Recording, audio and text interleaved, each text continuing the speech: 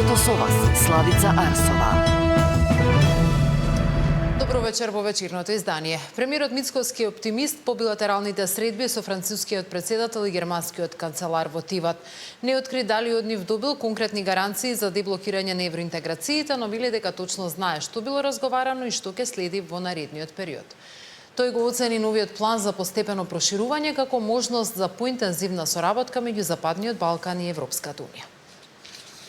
Премиерот е оптимист по средбите со Макрон и Мерц во Тиват, но не сакаше да зборува дали од нив ги добил потребните гаранции кои би ги деблокирали интеграциите. Мојот оптимизам се темели на тоа што ја бев единствениот кој што од земјите од Западен Балкан имаше билатерални состаноци и со францускиот председател Макрон и со германскиот канцелар Мерц. И точно знам што се зборуваше на тие состаноци и точно знам што ќе следи во периодот кој што е пред нас. Инаку да, точно вие сте во право дека дел од планот подразбира и завршување и затварање на одредени кластери, тоа значи почеток на преговори. На самите состаноци јас ја пренесов сето на политика и сето за кое што зборуваме изминатиот период. Од страна на соговорниците добив одговори на некои од дилемите и кога ќе го имаме сето ова во предвид, од таму доаѓа мојот оптимизам и инспирација. Дали добивте некакви гаранции од ова што го кажувате дека за некои се разбира дека нема јавно да зборувам за тоа што е разговарано на билатерални средби. За новиот план за постепено проширување премиерот вели дека е добар начин за интензивирање на соработката со Брисел, без притоа да има негативно влијание на процесот на интеграција. Тоа кое што посебно радува е што процесот на проширување не е, би рекол, завршен, дека тој постои. Она кое што го слушнав и од францускиот председател и од германскиот канцелар, а и таму во работниот дел од самитот, можев да заклучам дека документот кој што тие го имаат подготвено, така да кажеме, не non-paperот, практично ќе биде нешто кое што подоцна во текот на денот разбрав дека веќе институциите во Брисел добиле инструкции за негова операционализација и представува едно значајно подигнување на нивото на односи помеѓу Западниот Балкан и Европската унија. Односно, тој документ и таа реформа овозможуваат механизам со кој што ќе имаме погорено користење на одредени алатки од страна на земјите на Западен Балкан. Мицкоски вели дека Макрон изразил посебен интерес за интеграциите, додавајќи дека во периодот кој следи може да се очекува интензивирање на овој процес. Ги повтори државните позиции за уставните измени, изразувајќи подготвеност за разговори во секое време. Александар Спасовски, Сител телевизија. Македонија не сме да испушти шансата за Европската унија по пораките од Тиват, порача денеска лидерот на СДСМ Венко Филипче. Според него, посредбите со европските челници паѓаат во вода тврдењата дека унијата нема намера да прима нови членки, а премиерот треба јасно да каже кој е државниот план за натамошниот процес. Македонија не треба да ја испушти шансата за Европската унија по јасните пораки на европските челници од Тиват и новите механизми кои се нудат за приближување кон полноправно членство, оценува опозицијскиот лидер Венко Филипче. Според него по самитот паѓаат во вода лагите на владата дека Брисел нема намера да дозволи влез на нови членки. Побара Мицкоски јасно да каже кој е планот на државата по позитивната реторика од Тиват и пораката дека унијата е отворена за проширување. Очигледно е дека високите представници, конкретно председателот на Франција, канцеларот на Германија, решиле дека на граѓаните на Западен Балкан треба јасно да им се упати пораката, дека не треба да им се верува на лажните пропаганди и лажните кампањи, дека по Европа не сакаат. И затоа канцеларот Мерц јасно, гласно и недвосмислено кажува: вие сте добродојдени во Европска унија. Со тоа се разобличува, ќе повторам, уште една од низата лаги на премиерот Мицкоски, на ВМРО групата, изминатите 2 години, дека што и да направиме, во Европа не сме добродојдени. Така да, ова е еден јасен сигнал дека Европска унија сега конечно јасно го маркира еден од своите приоритети. Дека интеграцијата во Унијата е важна за регионот се согласили и европските социјалисти и сестринските партии од соседството, кои на покана на СДСМ од Македонија ја промовираат Скопската иницијатива. Заеднички ќе делуваат за јакнување на борбата против корупцијата и за брзување на европската интеграција на Западен Балкан. Western Balkans should not be and is not a burden to Europe. It is not Europe's burden, but rather it is and can be Europe's strategic advantage.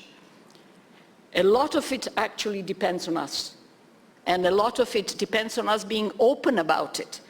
So enlargement should not just be, for us especially, a bureaucratic process, for us as social democrats and socialists, but it should be seen as a geopolitical imperative. Скопската иницијатива му претходи на утрешниот конгрес на СДСМ на кој Филипче треба да ја представи партиската програма. Не сакаше да одговори дали тоа е дел од подготовка за ново изборно соочување. Како дел од програмата ќе биде презентиран и фронтот за вистина и правда со кој опозицијата ќе поврзува политичките субјекти и поединци обединети околу вредностите за Европска Македонија. Ивана Соколовиќ, Најдова, Сител телевизија.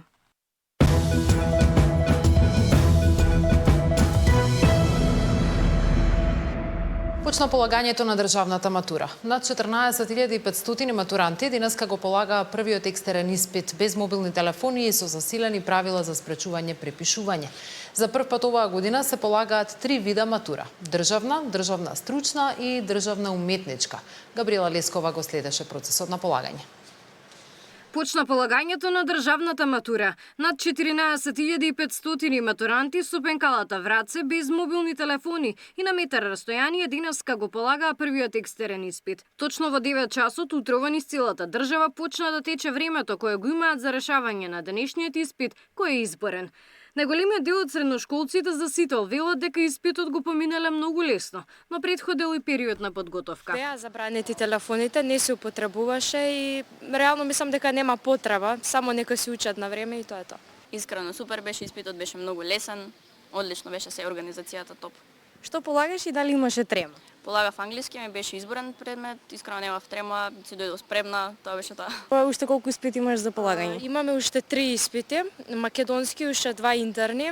Најстрашното беше чекањето, но после кога ќе влезеш, веќе кога ќе почнеш да го решаваш тестот, не е толку страшно. Дали си подготвена за следните, уште колку испити имаш за полагање? Уште 3 македонски, уште 2 интерни. За прв пат во државата се полагаат 3 вида матура: државна, државна стручна и државна уметничка. За поголема прегледност и помалку препишување и оваа година се користи методот од лани учениците да полагаат во спортските сали и холови, но и во амфитеатрите на факултетите, во зависност од тоа дали училиштата располагаат со соодветен простор. Во каква атмосфера минува полагањето денеска провери и представници на надлежните институции. Низ амфитеатрите на економскиот факултет прошетаа министерката за образование заедно со директорката на испитниот центар. Во овој момент се одвива во најдобар ред. Минатогодишното искуство покажа дека полагањето во големи простори, како што се амфитеатрите на универзитетите, дава подобро резултати, односно се намалија оние несакани действија кои одреден број на ученици се обидоа да ги искористат. И оваа година изостанаа блокаторите за мобилни телефони, но директорката на Државниот испитен центар вели дека за да се спречи употребата на електронски уреди како најчест начин на препишување, се оставаат на посебни места пред средношколците да седнат да полагаат. Одложувањето на телефоните на местата кои што се определени за истите вродува со плод, така што ние правиме се за да биде тестирањето онака како што треба, сите ученици да имаат еднакви можности и фер полагање. Но сепак, кој ќе биде фатен како препишува ќе се соочи со најстроги казни. Еден тестатор набљудува 15 ученици. Оваа година се ангажирани околу 2500 тестатори. Тие имаат задача да следат дали матурантите ги почитуваат правилата и да реагираат доколку забележат некоја неправилност. Оваа година најголем интерес има за државната матура – 12.000 ученици. Повеќе од 2000 матуранти ќе полагаат државна стручна матура, додека 127 кандидати ќе полагаат државна уметничка матура. Габриела Лескова, Сител телевизија. Регулаторната комисија крои новата цена на парното која треба да важи од 1 август. Компаниите веќе ги доставиле трошоците. Се подготвува новата цена на парнот. Компаниите за производство, дистрибуција и снабдување со топлинска енергија веќе ги испратиле своите математики и трошоци до регулаторната комисија, која треба да пресече колку пари ќе им се наплаќа на граѓаните за предстојната грејна сезона. Одлуката ќе се носи следниот месец, а ќе важи од 1 август. ОДСМ вела дека врз конечната цена влијаат повеќе фактори, но најголемо значење има цената на природниот газ. Актуелните прогнози укажуваат на раст на цената на природниот газ на берзите, пред се како резултат на тековните геополитички случувања на Блискиот Исток, кои предизвикуваат нестабилност на глобалните енергетски пазари. Премиерот Мицкоски не сакаше да прогнозира дали и за колку ќе поскапи парното, посочувајќи дека регулаторна е независно тело, но повтори дека кај нас енергенсите се најевтини. Ние успеавме како влада овие 2 години и покрај епски најголемата енергетска криза која што се случува во светот и која што се уште трае, да обезбедиме убедливо најниска цена на нафтата и нафтените деривати, односно најниска цена на дизел горивата и безоловните горива, во последните 2 години да немаме поскапување на електричната енергија и ова што вие го кажавте, минимално би рекол статистичка грешка поскапување на парното поради инвестициите и кога сето тоа ќе го споредите со соседните држави во регионов, еве не го збориме во Европа, ние сме држава со убедливо најниски цени кога станува збор за овие енергенси. Летово пред да почне новата грејна сезона, екипите на терен ќе вршат напрегање на мрежата. Станува збор за еден вид стрес тест. Цевките намерно се изложуваат на висок притисок, за да се види дали се слаби или кородирани. Идејата е дефектите да се откријат и поправат во текот на летото, за да се спречат големи хавари и ладни радиатори сред зима. ОДСМ вела дека оваа практика со години била занемарувана. За прв пат се одвиваат активности за модернизација, реконструкција и проширување на мрежата, при што на последните состаноци на Комитетот за јавни инвестиции, формиран од владата, реконструкцијата на дистрибутивната мрежа за топлинска енергија во Скопје е утврдена како приоритетен капитален проект. Токму потребата од модернизација на топловодната мрежа беше една од причините за претходното зголемување на цената. Во декември лани парното поскапе за 5,9%. Мартин Арсов, Сител телевизија. Институтот за јавно здравје го отвори првото државно психолошко советувалиште за деца и адолесценти. Закажувањето ќе оди преку матичен лекар и системот Мој термин, а со младите и нивните семејства ќе работи стручен тим. Прво психолошко советувалиште за деца и адолесценти каде закажувањето ќе оди преку матичен лекар и Мој термин. Центарот беше промовиран денес во рамки на Институтот за јавно здравје, откаде вела дека е единствен од ваков карактер во државата. За сите емоционални, семејни, училишни и лични предизвици, со младите и нивните семејства ќе работи тим од стручни лица. Ќе се водат разговори, ќе се даваат насоки за надменување, и не само за надменување на проблемите, туку и за понатамошен емоционален развој во комуникацијски вештини и надменување на сите оние бариери со кои што се сретнуваат децата или проблеми во текот на животот во предшколската возраст, во школската, училишната и малце по возрастните.